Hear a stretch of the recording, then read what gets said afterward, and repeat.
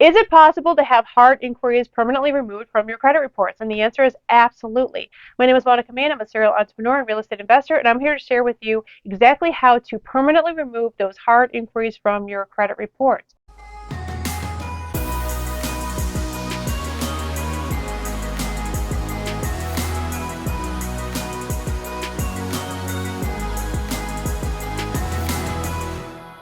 So as you know, there's 3 credit reporting bureaus. It's Experian, Equifax, and TransUnion. And every single time you apply for credit, you get something called a hard inquiry. So just to give you a little bit of backstory, there's 2 different kinds of inquiries that can hit your personal credit reports. The hard inquiry, which is basically you walk into a car dealership, you physically apply for a car loan, say for example, or you go online and you apply for a credit card and you go through the application process, you approve the application. That is what we call a hard inquiry. It could hit your credit score up to 5 points every single time you apply for a credit card or a car loan or a loan. And so that can hurt your credit if you've applied for a lot of different credit cards. Say, for example, you walked into a car dealership, you don't have that great of a credit score, so the car dealership decides to shop your loan and they apply for Ford credit and they apply for all of these different shim-shammy types of banks that nobody's ever heard of, and all of a sudden you walk out and you are 30 or so points lighter on your FICO score because they applied for all these different credit possibilities for you, and maybe you didn't walk out with a car. Maybe you didn't even qualify, and it hurts your credit score by 30 or so points. Well, that really sucks, and you're probably thinking, okay, Monica, well, I've actually physically applied for the car, and therefore there's nothing I could do because it's a hard inquiry. Well, so unlike a soft inquiry where you can get, like, say for example, a pre-approval in the mail, like something like this, for example, where they do like a soft credit pull just to see if you're preliminarily qualified, or they can give you a pre-approval for, say, a credit card or a loan or something like that. That's what they call a soft credit inquiry. That does not affect your FICO score. The hard inquiries affect your FICO score up to 5 points every single time they pull your credit, and that will put your credit score in the toilet before you know it. So unfortunately, a lot of people don't understand that there is a way that you can get those off your credit. Now, out of the 3 credit reporting bureaus, there's only one bureau that will actually take these hard inquiries off your credit upon a physical letter to them, and that is Experian. Equifax and TransUnion will make you communicate directly with the potential creditor who actually did the hard credit pull to try to have it removed, which really sucks. So you can start there by starting with Experian, because Experian, quite honestly, is the credit reporting bureau that most creditors will use when they're trying to find out if you're credit worthy or not. So the cool thing about that is that if you can get your Experian FICO score up there, then the other ones will slowly but surely come up, or at least TransUnion for the most part will usually give you a better FICO in the mid FICO range, if not Equifax, which is probably the most worthless of the 3 credit bureaus combined. So, you always have that opportunity where if you can at least get Experian up there, then some of the other ones will trail behind. But what if you want to get the hard inquiries off all 3 credit reporting bureau reports? Is that possible, even though I just said that Equifax and TransUnion will not take off hard inquiries upon sending in a letter, in a dispute letter? Well, the answer is yes. There is a way to do it. And so it's kind of a tricky way, but I'm going to share with you exactly how to make this work. So there's a couple of steps that you need to take before you can actually take part in getting these hard inquiries taken off your personal credit. So the very first thing is that you want to freeze your credit reports. I recommend that you get the service with Experian.com. It's a monthly service, and it's a monthly monitoring service, but it also allows you to freeze and unfreeze your credit with your phone, believe it or not. And so this is also coming in handy to where you don't want any identity theft situation. You don't want to have a potential of identity theft. You should be able to freeze and unfreeze your credit at will anyway. And so Experian has the app on their phone. It allows you to freeze and unfreeze your credit. You can literally be in a car dealership. They're about to pull your credit. You unfreeze your credit on your phone. The second the credit application goes through, you're approved, and then you can go ahead and freeze it back up again.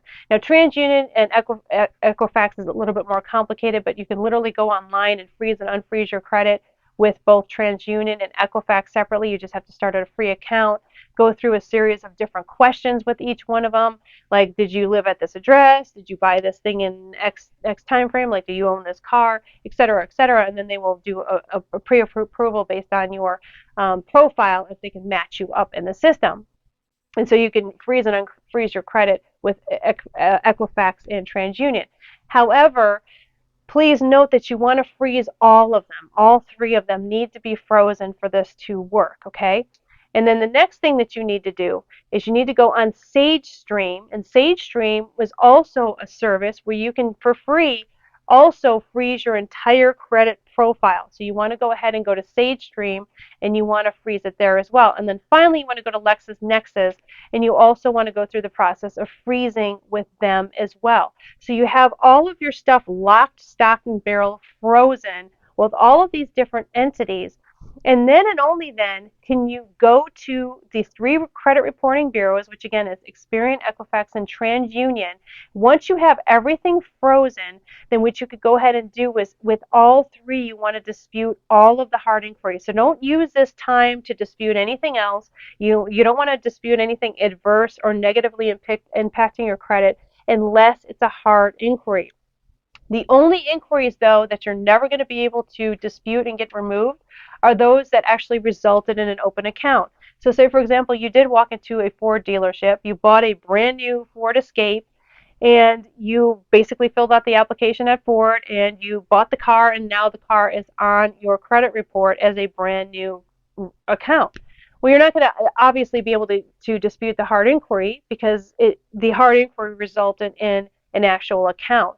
So you can't dispute the accounts that are linked to the hard inquiries that open up the account to begin with, okay? But you can dispute all the hard inquiries that never resulted in the opening of an account.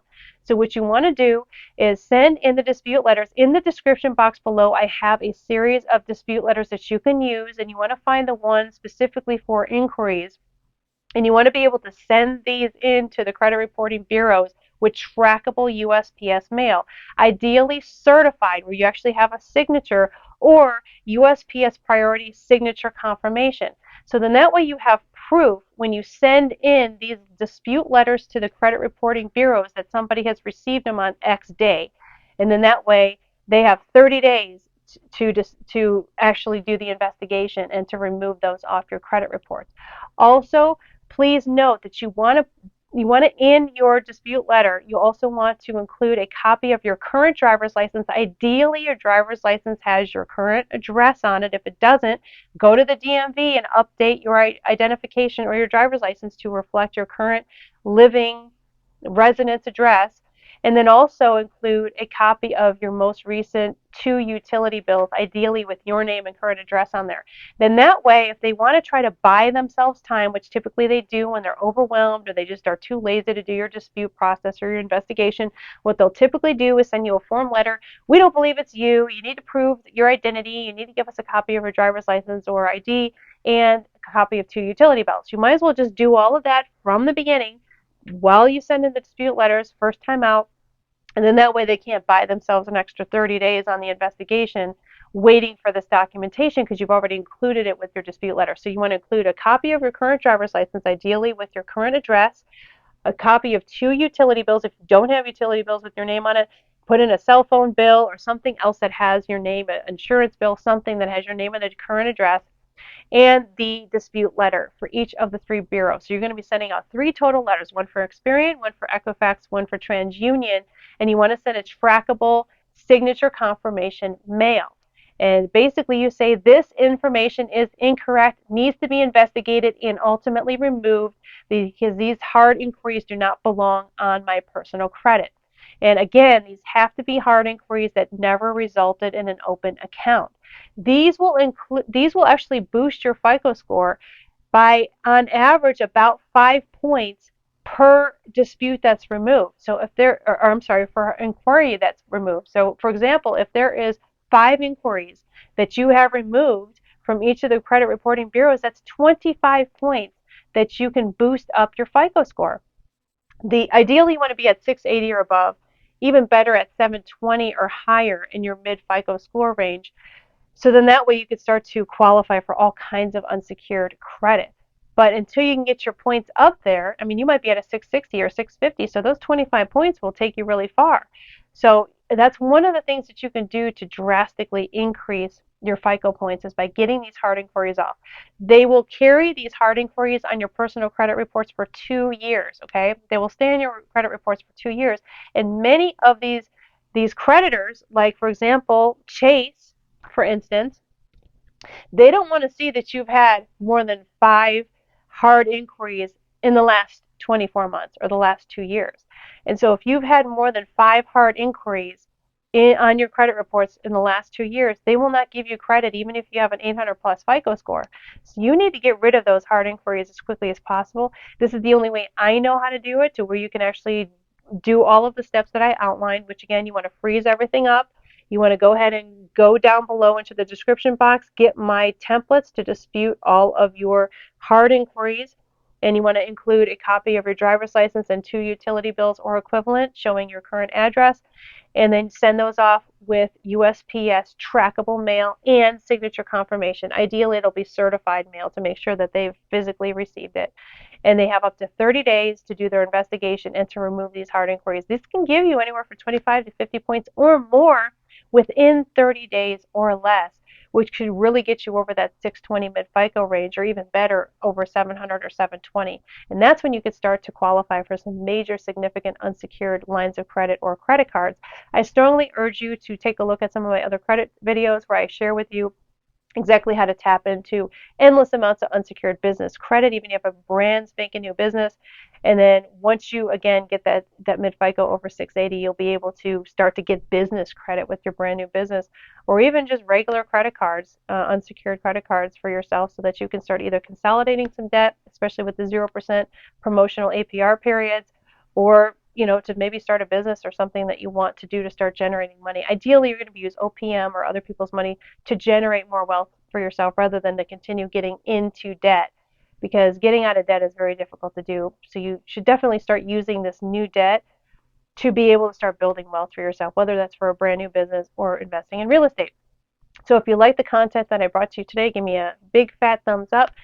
Consider subscribing to my channel. It helps me out a lot. This is Monica Main signing off, and I will see you in the next video.